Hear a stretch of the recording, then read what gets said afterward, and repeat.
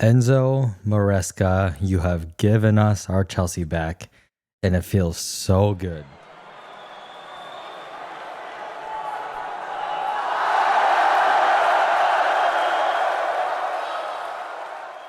All right, everyone, welcome back to American Blues Podcast. Let's talk about Southampton 1, Chelsea 5. Man, we absolutely wiped the floor with this team.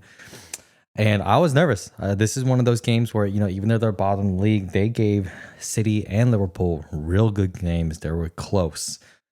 And I just felt like this is one of those games where last season, the season before, we would have dropped off. Even without changes, we would have dropped off and somehow ended up embarrassing ourselves. But lo and behold, no worries. And looking at the starting lineup, I was nervous. 7 changes, mainly it was Jorgensen in goal, which I thought was a great move. I think he really deserved some Premier League game time. And just to see how he does against a slightly better competition than the one in the Conference League. And then you got Disasi and Tosin in the back. Disasi always makes me nervous when he's playing center back just because of pace and positioning. And then in front of them, we had Joao Felix and Kunku. Madueke made it back onto the team. So yeah, there was a lot of changes. But, apart from the first 15, 20 minutes or so where our press was just completely disjointed, which you can understand, the press is just completely dependent on everybody being 100% committed. And you could tell they weren't really on the same page. We weren't really pressing man to man at the same time. And it did give Southampton a lot of space to play through our press. And then when you play through our press, when we had such an attacking lineup and really only Malagusto and Caicedo holding the midfield, and in transition, it's really just Caicedo because Gusto's not in position. We were quite open. And that's kind of how we gave up the goal where Enzo made a horrible mistake in our own box, gave up the goal. And then, of course, nobody really expected that to happen. So there was a free shot from the middle of the box. Not much Jorgensen can do about that. But there were some other plays in the early game where, we had given up. They were offside for one where Jorgensen made a really good point blank save. And then he had another pretty important save throughout the game. So, but after that, the team kind of got into shape. They're like, hey, we can't really press the way we've been doing. And we got better. And number one, first thing is Disasi header goal from a corner. Enzo put it perfectly right in front of the middle of the box. Should the goalie have done better there? Yeah, that was in his territory. He really should be coming out to punch that away. But he didn't. And so Disasi essentially got a free header a foot away from goal. No way he's missing that one. Great goal. And then second one, it was all Madueke. Great pressing, got the ball, and essentially passed it to Nkunku, who had an open goal to shoot on. Impossible miss. All they had to do was be onside, which he did. Great goal. And then third goal, Madueke did really well. Got the ball on that right side. Easy cut into his favorite foot, the left foot, and he just drilled it into the corner. Honestly, that was way too easy of a goal for Southampton to give away. But, he still needed to make that move, make a yard of space, hit the shot, and he hit it clean. And that's something that Madueke can do. And we'll talk about Maresca's post-match comments on Madueke because I think they do mean a lot. And it kind of shows the overall state of the team and why we're playing so much better. And then, of course, thank God, I think Cucurella's hair is kind of like a weird cheat code for us, where now, finally, if someone just goes out of the way to pull him down by his hair, at least we have VAR. At least we set this precedent that if you're going to do that, it counts as violent conduct and red card. No thanks to you, Anthony Taylor. I think it was Tuchel's last season with us, that horrible game against Tottenham where in the end, Harry Kane scored on the corner, but I think it was Romero that just dragged Cucurella down to the ground by his hair. They looked at it on VR and then didn't call it. I thought it was a horseshit decision. But finally, they got it right today. No reason to pull his hair. He got pulled anyways.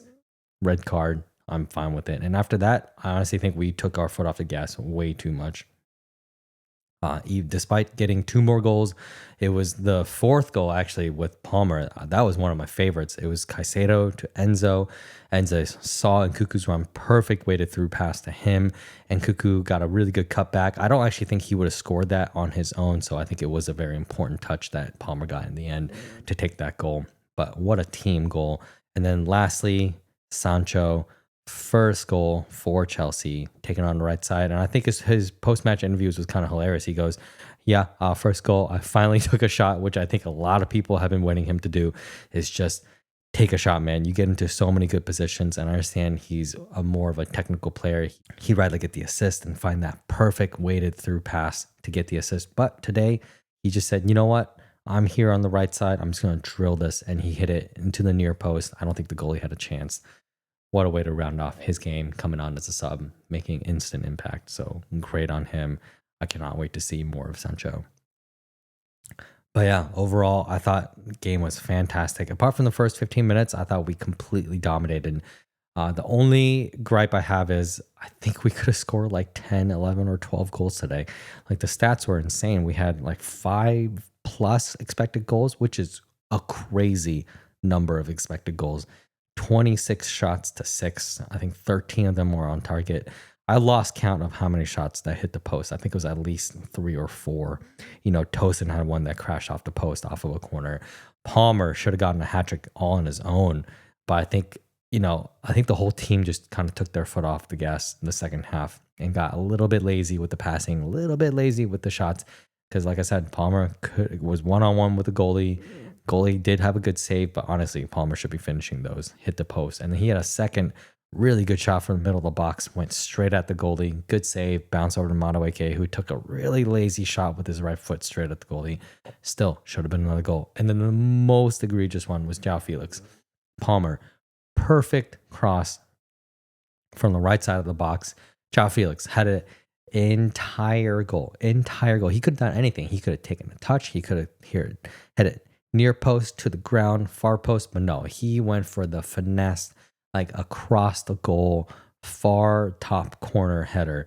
And it just went wide. And that was just, I couldn't believe it. When I saw that one, I was like, yeah, the team's not focused. Like in the future, even though we're winning these games, even though it's comfortable, even though it's against the bottom of the league team, like we still need to be absolutely ruthless, because that's what champion level teams do. That's what title chasing teams do. They don't let their foot off the gas, not even for a second, because the league is really that competitive. So in the future, I want to kind of knock off these little lazy, goal attempts when we're this far ahead. I get it from a player's perspective, but still, like, we need to learn as a team to just be absolutely ruthless. And lastly, I would say most impressive thing is honestly our manager. Every game, he's managing to surprise me. We have so many players. We have such a big team. The last game, I did not think he would go that aggressive against Aston Villa, and we came out absolutely dominating the game.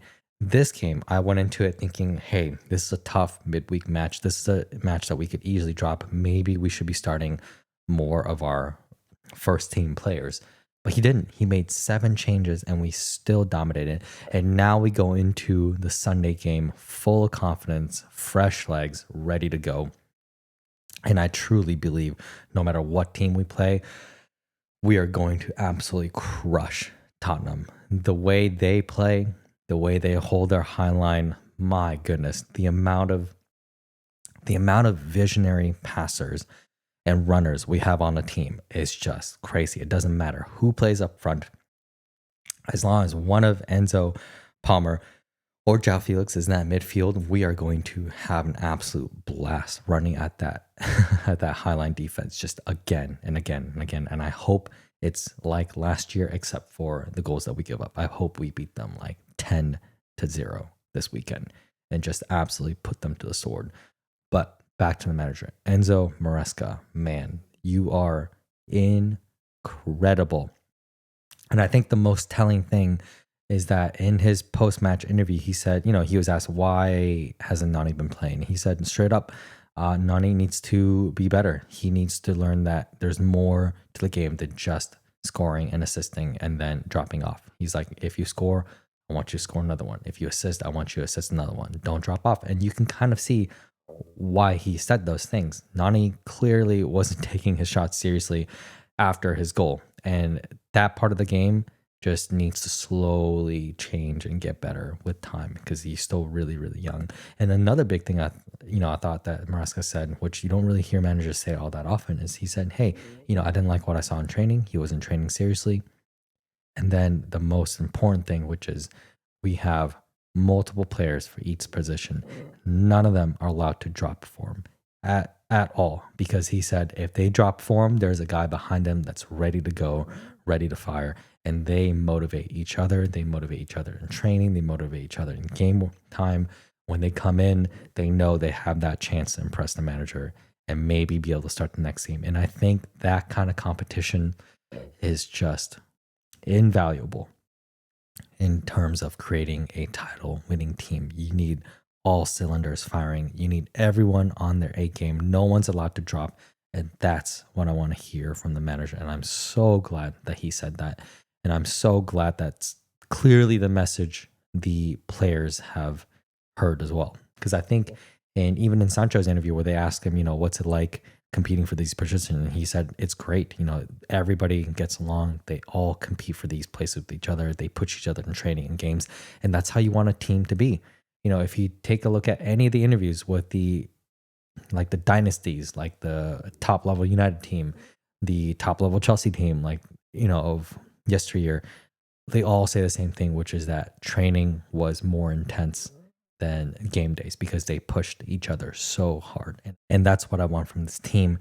And I just am over the moon to hear that not only our players, but our manager, basically top to bottom, everyone's on the same page now. We are here to be serious. We are here to win. We are here to compete and give 110% in every game. And yeah, I think if every single player does that, then the sky's the limit for this team, really. So next game, super excited. Sunday against Tottenham. I am ready to just wreck that team in their own home. So see you guys after that game. Peace.